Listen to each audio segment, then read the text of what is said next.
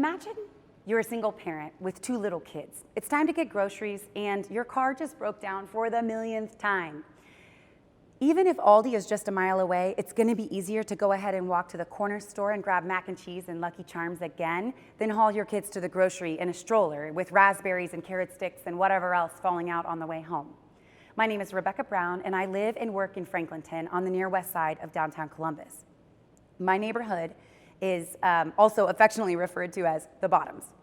My neighbors have a make things work ingenuity and a look out for one another attitude, but they also have the lowest life expectancy in the entire state of Ohio. The food insecurity for the parent you imagine that they face is a reality for many of my neighbors, and food security feels a million miles away. But it's not. For example, the women pictured here have struggled bravely in life. They are part of a nearby recovery program, and through that program come to the farms on a regular basis, where here they're getting ready to cook the greens they probably planted themselves. Franklinton Farms is a nonprofit urban farm located in the center part of Franklinton. We operate with the support and partnership of the city, dozens of NGOs, and local schools. While my husband and co-executive director Teddy Brown and I have led the organization for about a year, the Farms has been nourishing the West Side for about 14 years. We make sure our food is accessible by tending U-Pick and community gardens, by offering memberships to home deliveries and prices that are lower than other stores around. We also offer free garden education and home gardening supplies to hundreds of neighbors. We are growing food security in Franklinton. We've also operated as a social enterprise since 2014, with our revenues growing from $8,000 to $140,000 by selling at a suburban farmers market and in the neighborhood. Unfortunately, our reach to the fringes of Franklinton is lacking, and that's where the most vulnerable neighbors are. But we think we can reach all our neighbors in Franklinton, and that is where the Sprouted Out Loud food truck comes in, and where you can help us. The Sprout Truck will be good for the neighborhood and good for our business. With the Sprout Truck, we can increase food security in Columbus. We're asking for a $36,000 investment. The first $23,000 will support the startup costs, and then the rest will support a year of operations. Together, we can recreate the rhythms for that single parent you imagined.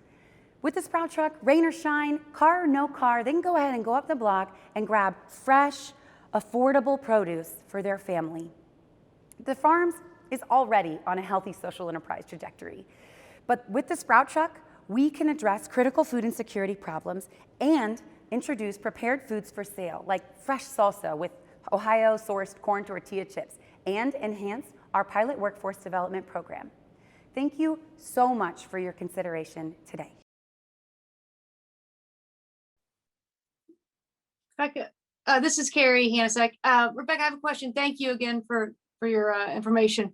Do you need the truck every single day of the week, or do you need it just a couple times a month, or do you know yet? Obviously, it's not here yet, but how are you? What's your vision for how often you would need to use the truck?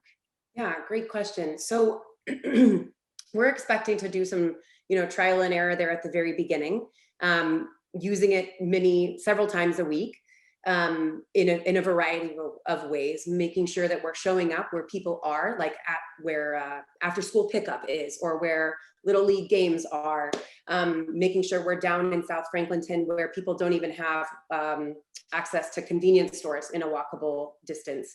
And then we're also exploring the idea of doing like a almost ice cream truck style, driving down the block with the music playing, that kind of thing. And so we'll just be exploring what works the best. We will be using it as much as we can. So Rebecca, thank you. I know that access to produce and growing your own produce is one thing, but knowing what to do with it is something in itself. Are you also thinking that you're going to provide some sort of education around like recipes or what to do with the produce once they've received it?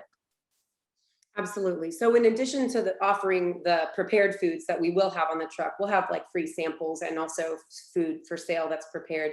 We will sell our produce or give our produce away depending on setting in the venue. We already have a rhythm of creating recipes around our seasonally appropriate, like the seasonally available produce.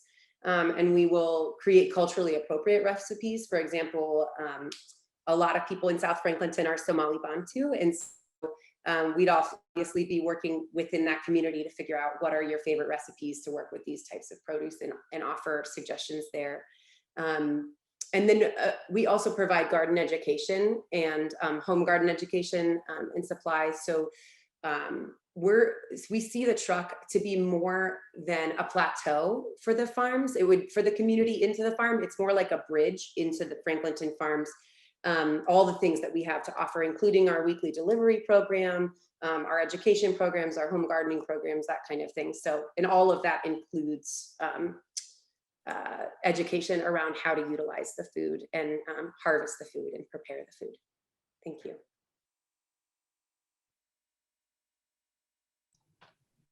Okay, any other questions for Rebecca? I have one last one, Rebecca. What would your staffing needs be for this truck? Would somebody who's already employed with Franklinton Farms kind of operate it, or would you need additional staff?